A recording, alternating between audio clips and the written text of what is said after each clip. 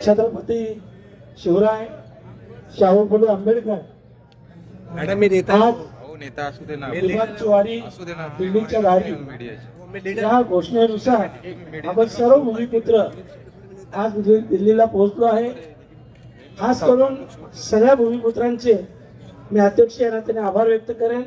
परंतु त्याही पेक्षा महत्वाचं जेव्हा ही कल्पना सुमित वजे आणि सत्यवान म्हात्रे आणि त्यांच्या सगळ्यांनी मला सांगितली तेव्हा मी थोडा विचार करत होतो की आपण महाराष्ट्रातच मोठं आंदोलन उभं करू.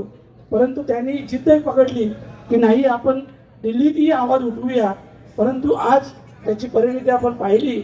या आंदोलनात सहभागी सर्वच खासदार, शिवसेना, राष्ट्रवादी, शरदचंद्र पवार पक्षाचे, काँग्रेसचे आणि काही खासदार हे शिवसेना उद्धव गटाचे देखील ते देखील येणार आहेत. भारतीय जनता पार्टी देखील येणार आहे. आणि त्यामुळं एकंदरीत महाराष्ट्रातील सगळ्या खासदारांचा पाठिंबा आपल्या या आंदोलनाला मिळाला. सगळ्या खासदारांचे मनापासून आभार व्यक्त करतोय. खास करून एकनाथ शिंदे साहेब ज्यांनी हा ठराव घेतला आणि तो ठराव पाठवला. 3 वर्ष केंद्रात हा ठराव प्रलंबित आहे.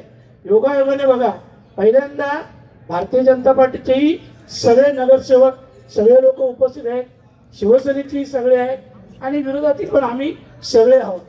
तर हे सगळे एकत्र आल्यामुळं आता काहीतरी मार्ग निघेल अशी आशा आपली सगळ्यांची पल्लवी झालेली आहे. आणि म्हणून मी सगळ्यांना विनंती करेन, आज आपण सगळ्यांनी जसं आम्हाला पाठिंबा दिला, यापुढे देखील असाच पाठिंबा राहिला तर काही कालावधीत मला सकाळी बरोबर 11 वाजता माननीय मुख्यमंत्री महोदयांचा देखील फोन आला होता की पुढील आठवड्यात मंत्रालयात बैठक ठेवून त्या बैठकीत एकनाथजी शिंदे साहेब असतील आणि सगळे असतील. त्या बैठकीत लवकरात लवकर म्हणजे येणाऱ्या काही दिवसातच हा निर्णय होईल अशा प्रकारचं बोलणंही झालेलं आहे. आणि आदरणीय शरदचंद्रजी पवार साहेब यांना देखील मी गळ घातलेली आहे. कारण जंतर मंतरवरचं आपण पाहिलं, जेव्हा हे आंदोलन झालं, शरद पवार साहेब आले आणि दुसऱ्या दिवशी पंतप्रधानांना भेटले. त्याच्यानंतर हे आंदोलन थांबलं, न्याय मिळाला आणि म्हणूनच त्यांनी देखील मध्यस्थी करण्याचा शब्द दिलेला आहे.